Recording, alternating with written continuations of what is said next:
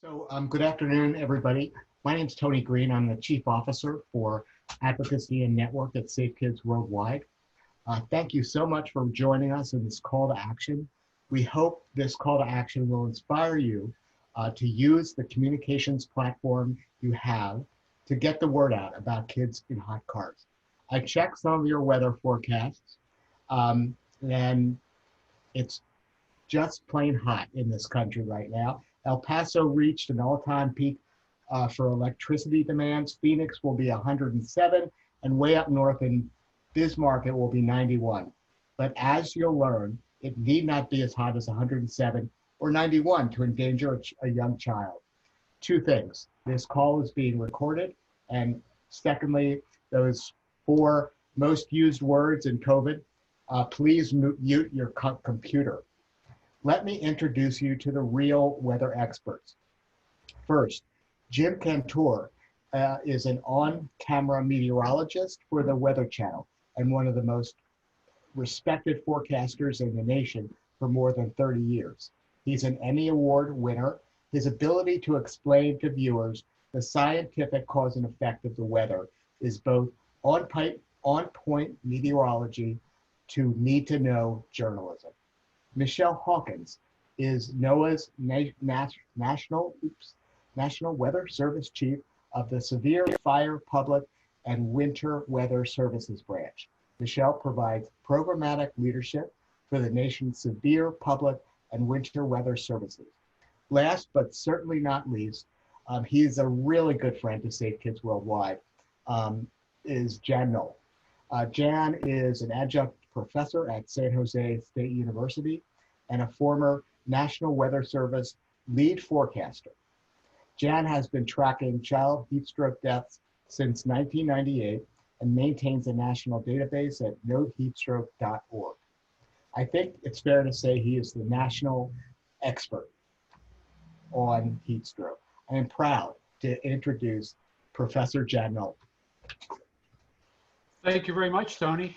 It's certainly is a pleasure to talk to this audience of other meteorologists. As Tony said, I got involved in this a very long time ago after I got a call from the media asking me how hot did it get in that car after the death of a small child in San Jose. Next slide, please. So I'm going to, over about the next 12 minutes or so, I'm going to give a quick update on what is going on, and just a very brief overview of some of the information that we have. Sadly, this slide I've had to update twice in the last 2 days. When I started finalizing this presentation a couple of days ago, it was at 9. We have had a couple additional deaths, different dynamic that we've normally seen. I'll show you in a few moments that this issue is also being impacted by the current pandemic. Next, please.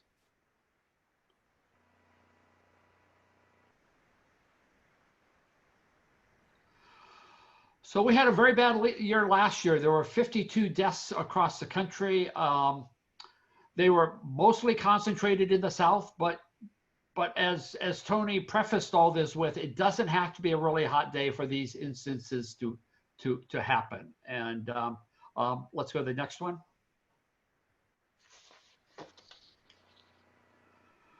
The current running average is 39 deaths per year over the lifetime of the database. You can see, unfortunately, after we had a little dip back about 5 years ago, we've had several very, very bad years above that average. This year will bring it down, unfortunately, or it would be nice to bring it down, but not for the current reasons that we are seeing it going down for sure. Next.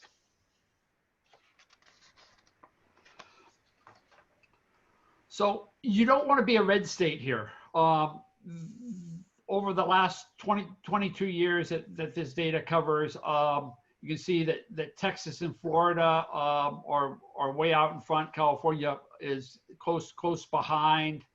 But you'll notice that all but 3 states have had deaths. So it does not have to be just in the southern states. New Hampshire, Vermont, and Alaska have not seen a death, though in those places it is certainly possible as well. Let's go to the next one. Looking at that same data a little bit differently as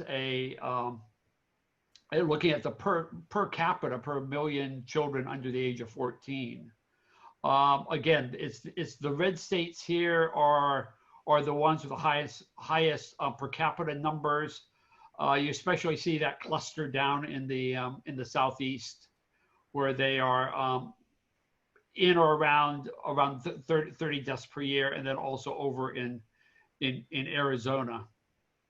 Next.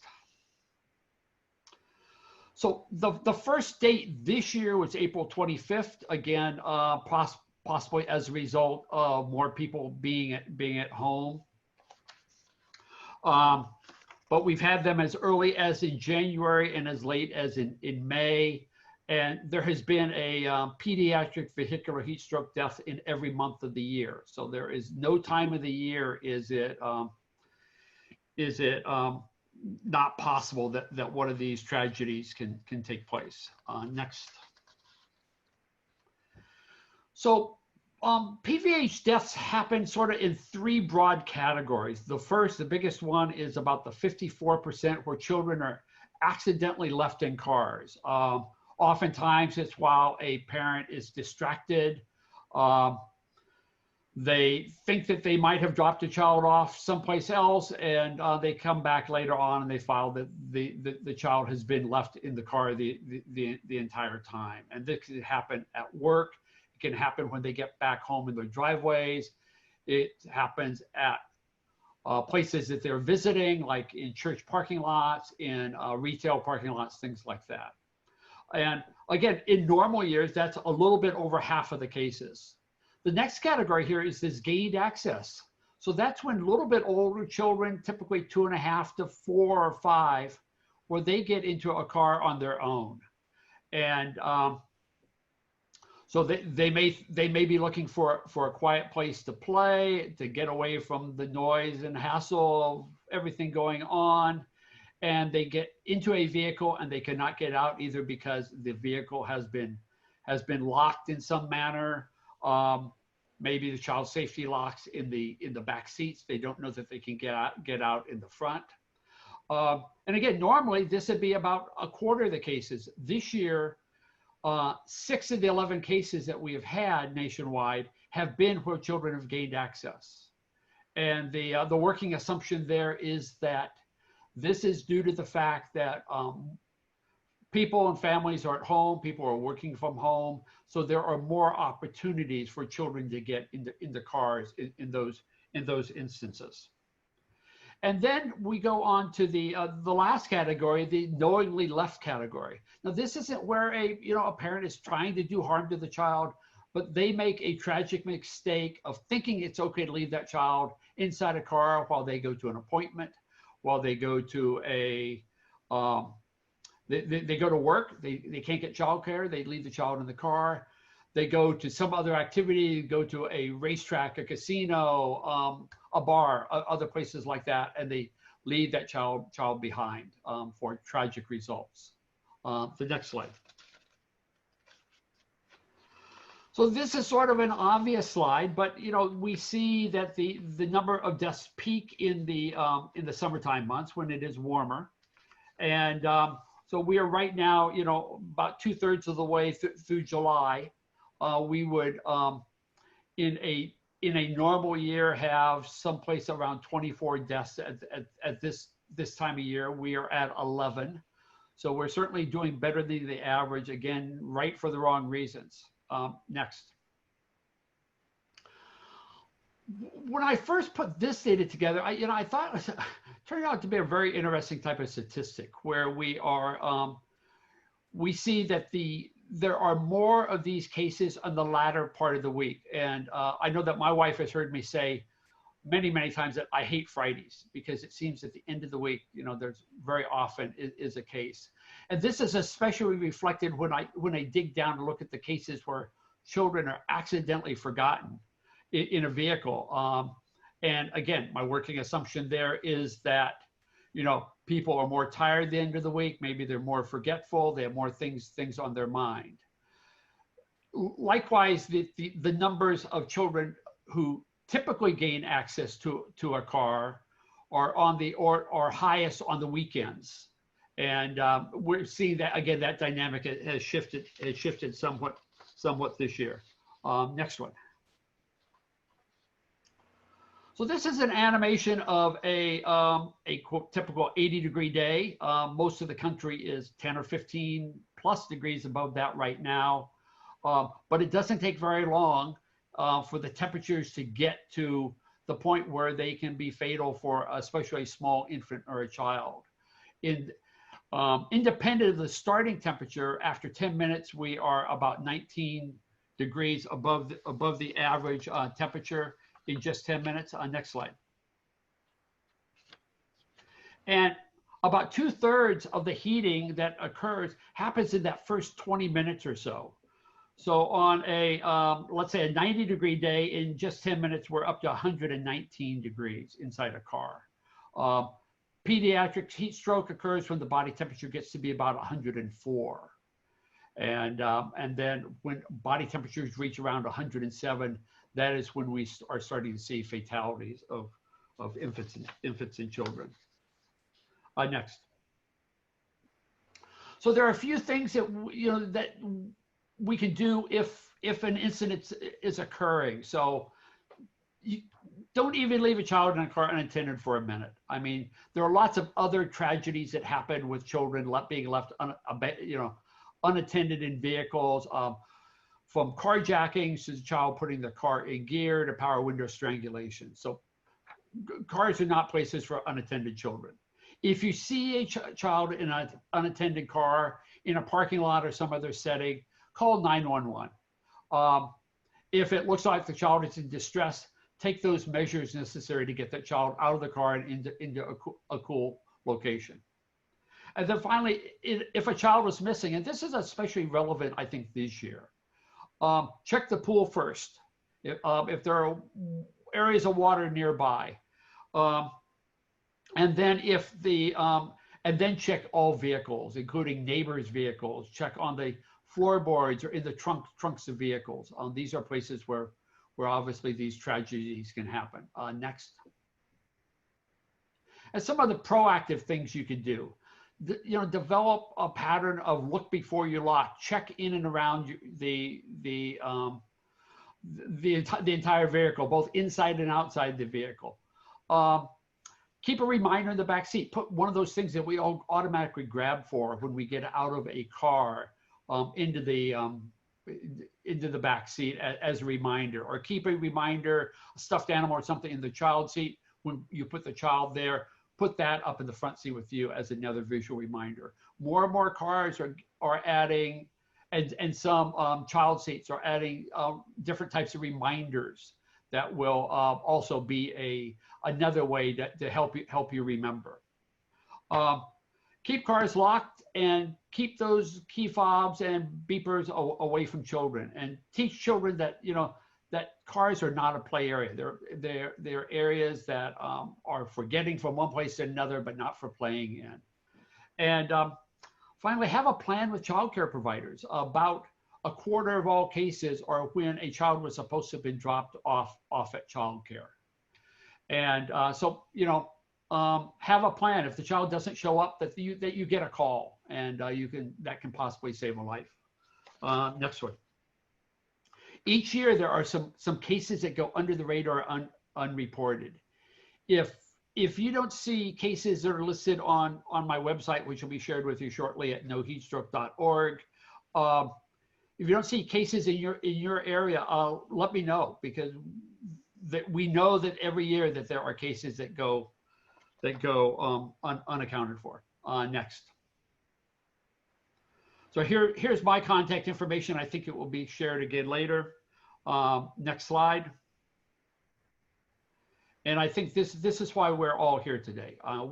We don't want a slide like this with nearly as many children for next year. Next.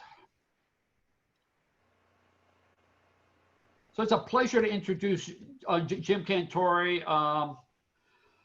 He's been on the air for I believe 35 years at the Weather Channel. He holds an AMS seal. He's an AMS fellow. He's received an Emmy. He's reported at just about every big event that's covered by the weather. And I recently found out he's also a member of the Puxatawny Phil Hall of Fame.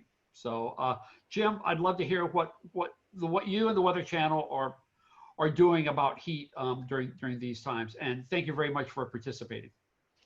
Thank you, Jan, and thanks for making me part of this this great panel that you've got, and certainly on subject matter that absolutely has to be talked about. I mean, when you think about weather broadcasting, whether it's 34 years or 3 or 4 months that someone's been on, I mean, we all understand as meteorologists, there are uncontrollable forces of nature out there, all right? Earthquakes are gonna happen. Hurricanes are gonna happen. Tornadoes are gonna happen. And sadly, you know, floods and things like that, they cause loss of life. But this is senseless. This is preventable, and this is teachable to not have happen. So, you know, we grabbed a hold of this a few years back and thought, okay, well, how can we, you know, get into people's heads how quickly a car heats up and how dangerous it is to be in that car for even the shortest amount of time, as you showed on that graph, Jan, 10, 20, 30 minutes. It just gets ridiculously hot, and it does not need to be 80 degrees. I mean, car deaths in January, that's hard for people to fathom. So the first thing we did was we came up with what we call a hot car index, where we show 3 different cities. They don't have to be the hottest cities. They can be cities that range from 80, 90, you know, obviously 100. But you can see the common thread there is the car heats up quickly and gets very, very hot, much hotter in some cases than even the outside temperature. So we show this almost every day, especially in the summer where these peak months are occurring. But we also thought, you know, it's really hard, I think, for people to understand why this is happening. So we put together a little video presentation to show people what's happening with the incoming radiation. And so I want you guys to take a look at this, edited and I should say voiced over by our good friend Reynolds Wolf. Check it out. Of all child vehicular heat stroke deaths, 54% of them were caused by parents unknowingly leaving their child in the car. It is important to look before you lock. On a sunny 85-degree day, the inside of your car can reach nearly 119 degrees in just 30 minutes. This has to do with the type of radiation that is being emitted. The sun emits visible light in the form of short wavelengths. These wavelengths can pass through glass windows and get absorbed by the car's interior, causing it to heat up and warm the air in the car. The interior, however, emits long-wave radiation. These wavelengths cannot pass through windows. Therefore, the radiation gets trapped inside and accelerates the warming. If you see a child or pet left in a car, don't wait for the driver to get back. Call 911 immediately, and they'll give you instructions. If the child or pet is unresponsive, remove them from the vehicle by any means necessary. Never leave a child alone in the car, not even for a minute. Open the back door every time you park. To remind you, put something you need back there to start your day, like a handbag or employee badge. Keep vehicles locked even when in the driveway or garage. Kids can get themselves locked in, but may not be able to get back out. Teach children to honk the horn if they become stuck inside a car. These are just a few things you can do to prevent the risk of hot car deaths. So just a little something there, obviously, to kind of let everybody knows what happens inside that car. And, you know, Jen, you mentioned earlier how people are going back, kids are going back in their vehicles for whatever reason. It's quiet, it's a place to play. They may have left their toys in the vehicle, but don't know how to get back out. You know, when you're looking at 3, 4, 5-year-old children, this is a very teachable moment at the preschool level to teach them how to get back out the front seat or honk the horn like we have in there. So there are ways to bring these numbers down, which sadly over the last several years have gone up from the graphics that you showed. That's all I have for you guys today. I'll bring in Dr. Michelle Hawkins. She is the National Weather Service Chief of Severe Fire and Winter Weather Services. We use these products every day on our air as well to talk about the dangers of heat. And Michelle is going to share with us some of the great products that are developed and utilized by the National Weather Service. Hey, Michelle. Thanks, Jim. It's a pleasure to be here with you and Jan to talk about this very important topic. 100% of these deaths are preventable, as we've said. So I'm really thankful for the work, Jan, that you're doing to help prevent these tragedies. Next slide, please. And next slide. So currently there are about 35 million people under a heat advisory today. And some of you may be wondering, what does that even mean? Or what's the difference between a watch and a warning, or heat advisory and heat warning? And we know that there's some confusion around these terms, and we're working on simplifying our messaging. But in the meantime, there are only 3 things that I really want you to take away from this presentation. First is that when you hear these alerts, you should either be preparing or taking action. A watch means that conditions are favorable for a dangerous heat event to occur. So now is the time to plan. Prepare to do things a little bit differently. So for example, maybe reschedule the afternoon family bike ride to a morning bike ride when temperatures may be cooler. The second takeaway is that it's really important to check your local weather forecast. There are plenty of ways to get your forecast nowadays from all the apps out there, TV, cable, our website, your local weather forecast office.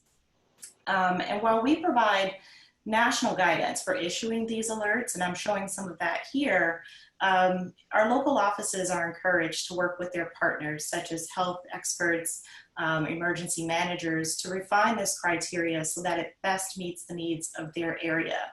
For example, a really hot day in Maine is very different from a really hot day in Florida. So a heat advisory or a heat warning in Maine is issued at a different temperature than in Florida.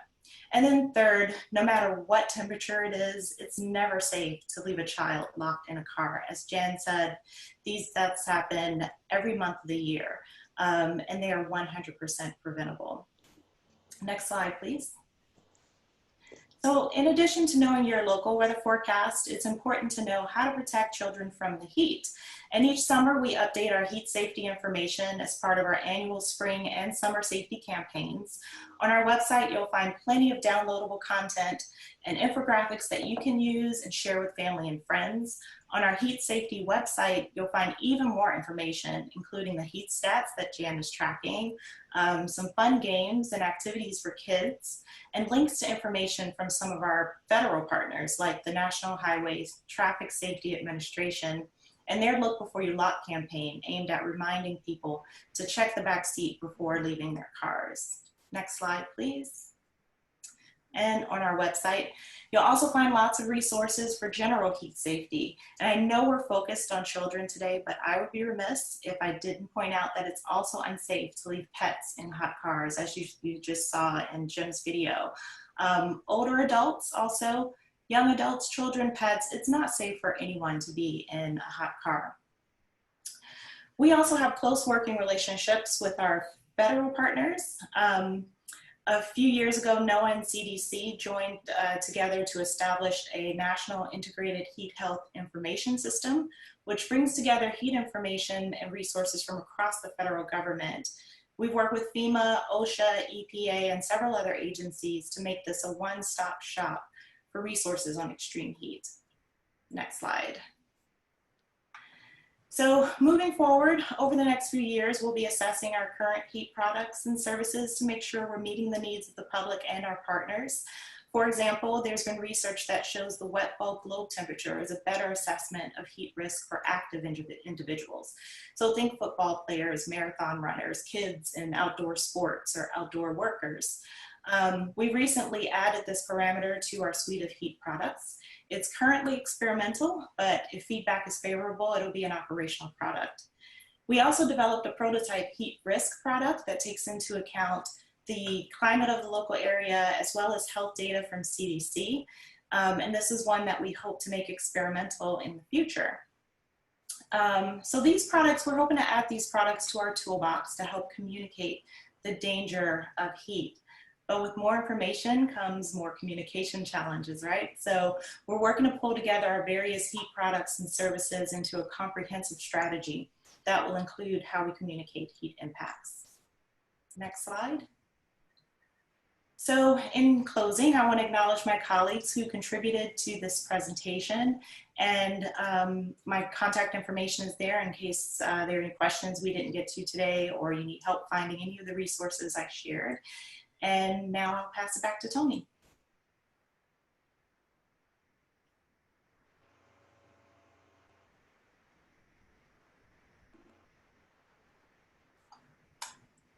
Tony, I think you're muted. I want to thank our participants, Michelle, James, Jan, for participating today, and everybody who's been on the call. I said at the beginning of the call that our goal here is to inspire you to get the word out.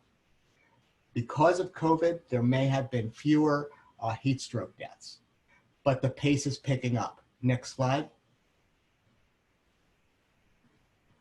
As Shane mentioned, just as we put the PowerPoint to bed, another announcement came out from Jan that a 3-year-old died in a hot car in the Ozarks. So even though the pace might be slow this year because of COVID, we can't be complacent. We will be sharing with you, next slide please.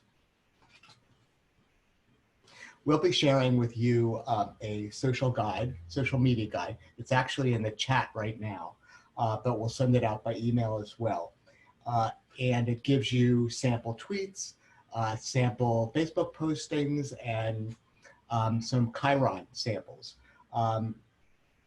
We know that you know how to communicate with the public much better than we do. That's your job. But we wanted to make this as easy for you as possible and with some of the facts. We promised that we'd be at 30 minutes, and we're very, very close, 2 minutes away. For those of you who'd like to ask some questions, please feel free to stay on beyond the 30 minutes or put a question in the chat. For those of you who are leaving, thanks for thinking about joining us in this effort to drive down heat stroke deaths involving the youngest kids in our community. Most of these kids are 3 and under. So we have to do our best job in trying to get the word out about the dangers of heat stroke. That is all. So if anybody has any questions, raise your hand in the participants column or stay on and we'll recognize you on the screen. If there's a way to download the hot car temperature animation to show it in weathercasts, I'm sure there's a way to do that. But if you get back to me, I could get back to everybody who participated in this call today. Yeah, and I can answer that real quickly right here. So at noheatstroke.org, there is a tab for vehicle heating. That animation is in there for 80-degree days. There's also an animation for a 70 and a 90-degree day. And those are freely downloadable. They are without copyright. So everyone is free to use them. And hopefully that will get the message out also. Well, with that, please join us in getting the word out about heat stroke to families, to parents, to people that are just walking down the street and might see a kid in a car. Thank you for joining us and have a great day.